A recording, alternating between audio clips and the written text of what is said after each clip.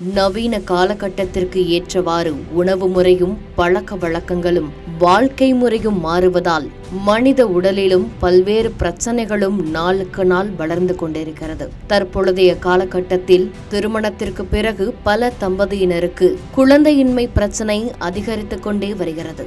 இதை காரணமாக கொண்டு பல்வேறு கருத்தரிப்பு மையங்களும் தெருவுக்கு தெரு தொடங்கிவிட்டன.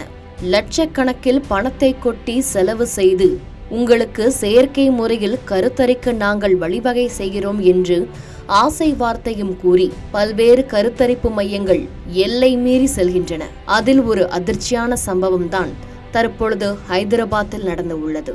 குற்றம் எண் 23 படத்தை போலவே மிகப்பெரிய அதிர்வலைகளையும் அதிர்ச்சியையும் ஏற்படுத்தியுள்ளது.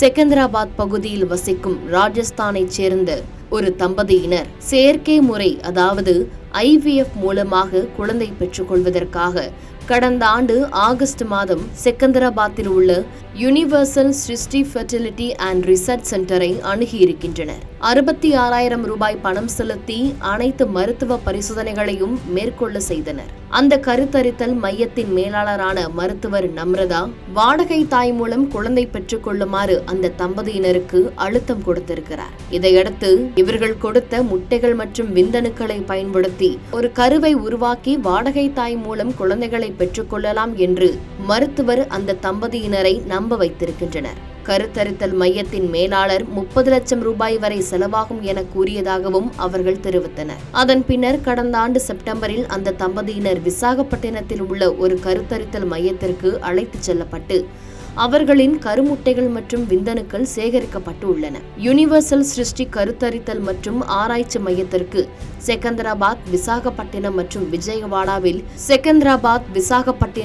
விஜயவாடாவிலும் கிளைகள் இருப்பதாக தெரிவித்தனர். செப்டம்பர் 23ஆம் தேதி ராஜஸ்தான் தம்பதியினருக்கு ஒரு வாடகை தாய் குழந்தையை சுமக்க ஒப்புக்கொண்டதாகவும் தெரிவித்தனர். பின்னர் கருத்தரித்தல் மைய மேலாளர்கள் பல்வேறு கட்டங்களில் பணம் வசூலித்ததாகவும் இதனால் இந்த ஆண்டு மே மாதத்திற்குள் 30 லட்சம் ரூபாயை செலுத்திவிட்டதாகவும் தம்பதியினர் தெரிவித்தனர். கருவின் வளர்ச்சி தொடர்பான ஸ்கேன்களையும் அவர்கள் அவ்வப்போது காண்பித்ததாகவும் கூறினர். குழந்தை பிறந்த பிறகு DNA பரிசோதனை நடத்த கருத்தரித்தல் மையத்திற்கு ராஜஸ்தான் தம்பதியினர் ஒப்பந்தம் செய்து கொண்டதாக சொல்லப்படுகிறது. இருப்பினும் பிரசவத்திற்கு முன்பு DNA பரிசோதனை செய்ய கோரிக்கை வைத்திருந்ததாலும் மருத்துவர் நம்ரதா அதை புறக்கணித்ததால் தம்பதியினருக்கு சந்தேகம் எழுந்தது. பின்னர் வாடகை தாய் அதிகம் பணம் கேட்பதாக அந்த மையத்தின் நிர்வாகிகள் தொலைபேசியில் தெரிவித்ததை அடுத்து தம்பதியினர் 2 லட்சம் ரூபாயை செலுத்த ஒப்புக்கொண்டனர். பின்னர் அவர்களுக்கு புதியதாக பிறந்த குழந்தை வழங்கப்பட்டது. DNA அறிக்கைகள் இல்லாமல் குழந்தையை கொடுத்ததால் சந்தேகமடைந்த ராஜஸ்தான் தம்பதியினர் DNA மாதிரிகளை அவர்களாகவே எடுத்தனர். ஆனாலும் கருத்தரித்தல் மைய நிர்வாகிகள் அது தொடர்பான சோதனைகளை தவிர்த்ததால் தம்பதியினருக்கு சந்தேகம் வலுப்பட்டது. பின்னர் அவர்கள் தனியாக டெல்லிக்கு சென்று குழந்தை உட்பட 3 DNA பரிசோதனை செய்தனர். அதையடுத்து உண்மை வெளிவந்தது. குழந்தை தங்களுடையது இல்லை என்பது அவர்களுக்கு தெரிய வந்தது.